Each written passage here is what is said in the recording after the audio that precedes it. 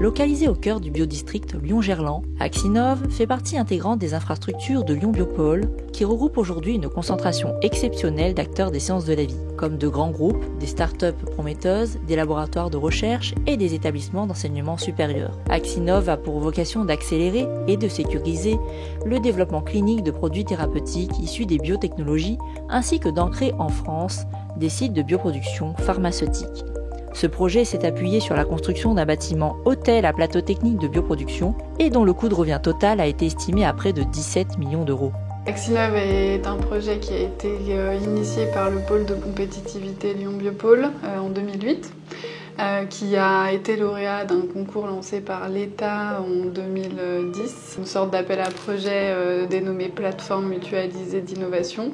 Cette plateforme a été créée par Lyon Biopôle pour permettre l'accompagnement de petites sociétés de biotechnologie dans la réalisation de leurs preuves de concept, de leur technologie ou de leurs produits chez l'homme.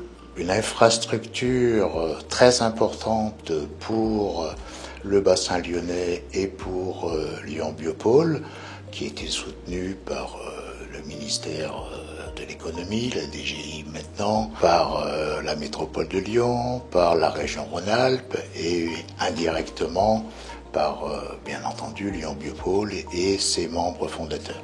Le bâtiment Axinov, édifié sur 4 niveaux, développe 6500 m², abritant 24 laboratoires flambant neufs, une infrastructure technique dernier cri pour la recherche et un rez-de-chaussée entier dédié à la production de médicaments innovants et futurs vaccins.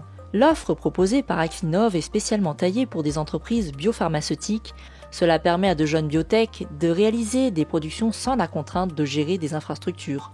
Par exemple, il est possible de fabriquer de petits lots de médicaments pour tests cliniques, nouvelles thérapies à peine sorties des laboratoires et que l'on doit tester sur des patients.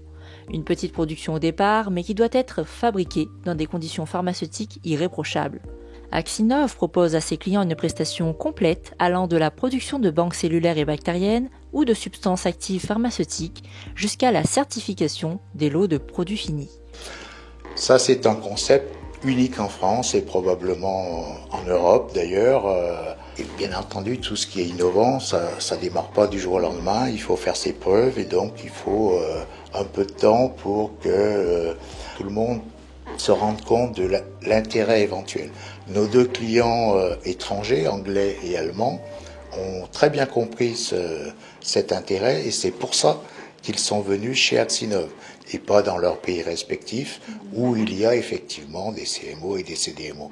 Néanmoins, Axinov a rencontré des difficultés financières dès sa constitution, puisqu'elle n'est jamais parvenue à atteindre un remplissage du bâtiment suffisant pour lui permettre d'équilibrer ses comptes. C'était une offre innovante dans un marché concurrentiel. Le nombre d'entreprises françaises en capacité de démarrer un projet de production, ce marché est finalement plus restreint que ce qui avait pu être imaginé au démarrage du projet.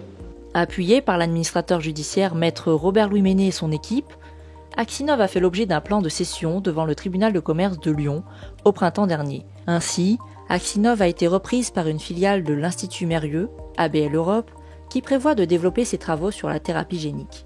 Nous sommes 100% dédiés à l'activité de vecteurs viraux et nous sommes 100% dédiés au marché privé de fabrication pour tiers.